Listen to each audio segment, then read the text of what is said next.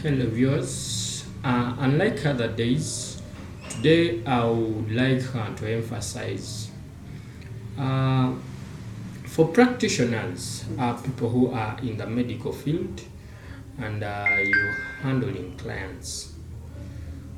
These are very sensitive matters. They're happening within the practice.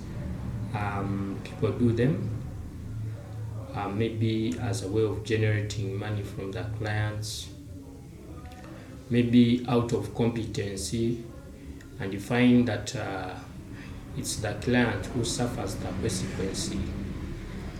I would strongly emphasize and would like to highlight critical medical issues that medical practitioners have been doing.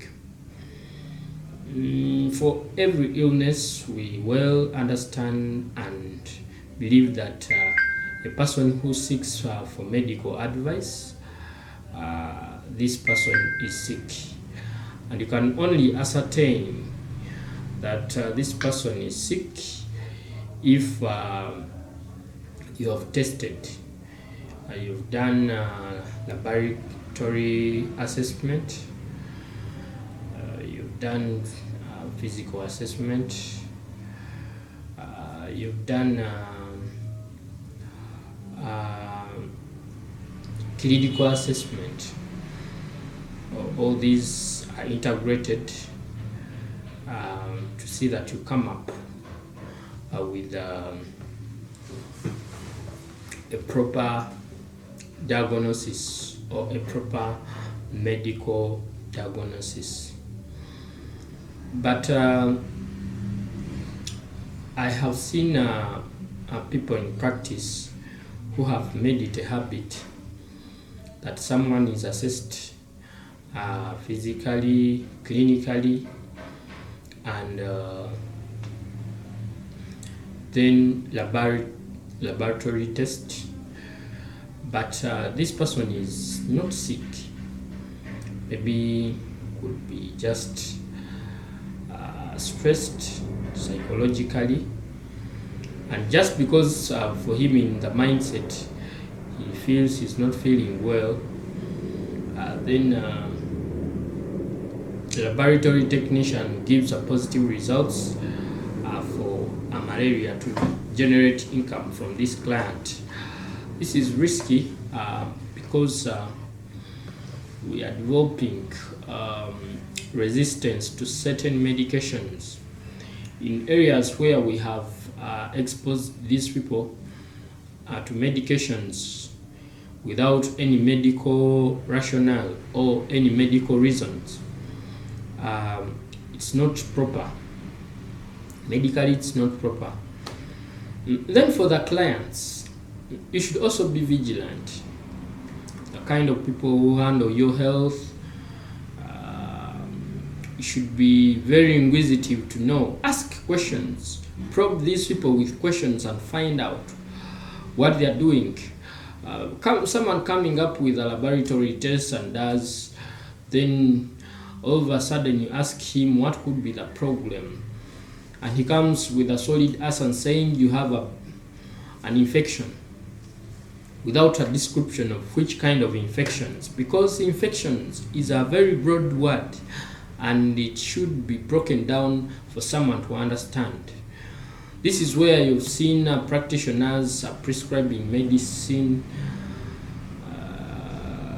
but they prescribe a very long list, what we call multiple treatment. Someone is prescribing over like 6 drugs for a client. Though in practice we well understand and know that prescription has no limit, but sometimes also it is very intentional to know that why should you prescribe 10 drugs for a client handling one infection? Why should you prescribe 6 drugs for a client handling one infection? What are you treating? So it is a very objective matter to always work with the client. And I have seen practitioners where clients are sensitive towards their health, they are trying to probe them with questions, and someone gets aroused or annoyed. You're getting annoyed to the client, why is so much asking? And someone just responds, you're not a medical practitioner, or tori musawo. That's not proper, because this person has a right to know what you're treating and with what are you treating with, so that maybe in case he can decide and say, I'm not going with that kind of medication. We should make people own their life and health, but however, for us, we are there to guide. There are practitioners who have dictated for clients. You find someone is dictating for clients on what to take. That's not proper. And there are also incidents whereby if you're treating someone a malaria today, after 1 week someone comes back with the same diagnosis, you still treat. Again, after 1 month someone comes with the same diagnosis, then what are you doing to this client? Why can't you treat holistically? You know, we have a holistic approach whereby clients are treated in a mannerism whereby health is not only centered on one thing. You know, with the definition of health, we will understand that health handles a very diversity of parameters related to do with the spiritual, the physical, the mental, and the complete well-being of a person. So when someone comes and you've handled the malaria, at least package this person and let him go home with access to information. Should know at the end of your treatment, you know that you're handling a client, but you set your objective and say that this at the end of this treatment, my client should have known what malaria is, should know what we are going to treat, with which drug we are going to use to treat this malaria, should know what to eat when he's sick, should know how to prevent this disease, because you cannot treat and you're treating, then someone doesn't have the preventive measures. It's not proper. So we have seen things that are making health go berserk, and these mistakes are being done with people who practice with the intention of entrepreneurship. They want to make money from the health profession.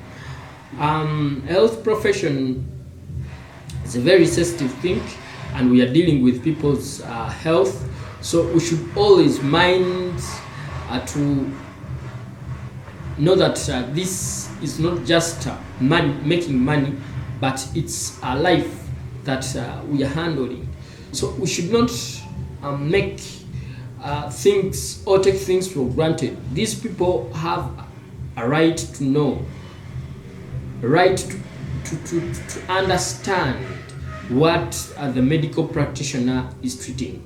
Avoid compromising clients when they ask questions, to know and probe them or challenge them psychologically that they are not medical practitioners. Not proper, and it is being done. I'm seeing it becoming a society habit for practitioners. So for this cases for practitioners, I advise you, friends, let's do what is profession. Do not test someone and give him a positive results when he's negative with an aid of wanting to make money. Do not fail to test someone and give him drugs that is equally to self-medication If this person comes to your facility and saying he's not feeling well, always encourage and advise these people to test so that they can get a right and proper procedure of treatment. Otherwise, thank you for listening. I sign out.